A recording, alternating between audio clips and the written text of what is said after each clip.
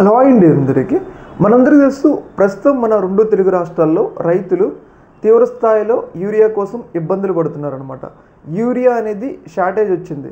డిమాండ్కి తగ్గ సప్లై లేకపోవడం, అలాగే పంటలు వేసే సమయం, అలాగే వానలు పడే సమయం రైతులకి యూరియా అనేది ఇప్పుడు చాలా అవసరం అనమాట. అయితే ఇలాంటి కీలక సమయంలో యూరియా షార్టేజ్ అయితే రావడం జరిగింది. అయితే ఈ యూరియా షార్టేజ్ రావడానికి ప్రధాన కారణం ఎవరో తెలుసా? పాకిస్తాన్ అనమాట. మీ అందరికీ ఒక డౌట్ రావచ్చు, ఇక్కడ పాకిస్తాన్కి అసలు యూరియా దిగుమతి చేసి అంటే ఎగుమతి చేసి అంత సత్తా ఉందా అనే డౌట్ మీకు రావచ్చు. అయితే ఇక్కడ ఒక లింక్ ఉందన్నమాట. ఆ లింక్ ఏంటంటే, మనందరికీ తెలుసు ఆపరేషన్ సింధూర్లో మనం ఒక కీలకమైన డెసిషన్ తీసుకున్నాం. ఆ డెసిషన్ ఏంటంటే, పాకిస్తాన్కి వెళ్ళే సింధు నది జలాలు ఆపినాం.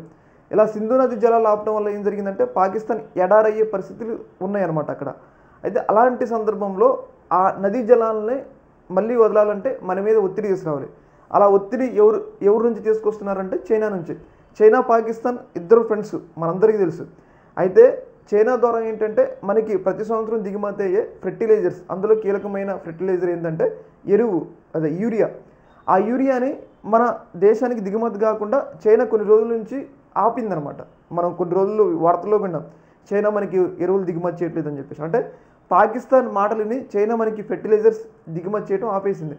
దీనివల్ల ఇప్పుడు ఈ యూరియా షార్టేజ్ వచ్చిందని చెప్పేసి మనకైతే క్లియర్గా అర్థమవుతుంది. అయితే ఇక్కడ మనం గుర్తుంచుకోవాల్సింది ఏంటంటే, మన పాలకులు అయితే నరేంద్ర మోడీ గారు కానీ మిగతా వాళ్ళందరూ కూడా పొద్దున్న లెక్కితే ఆత్మనిర్భరత, అర్ధనిర్భరత అంటారు.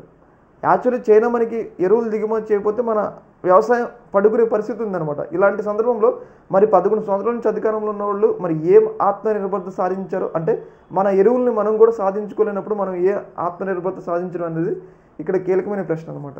ఈ యొక్క అంశంలో మీ యొక్క అభిప్రాయాన్ని కింద కామెంట్లో తెలియజేయండి. ఓకే, మరి థ్యాంక్ యూ.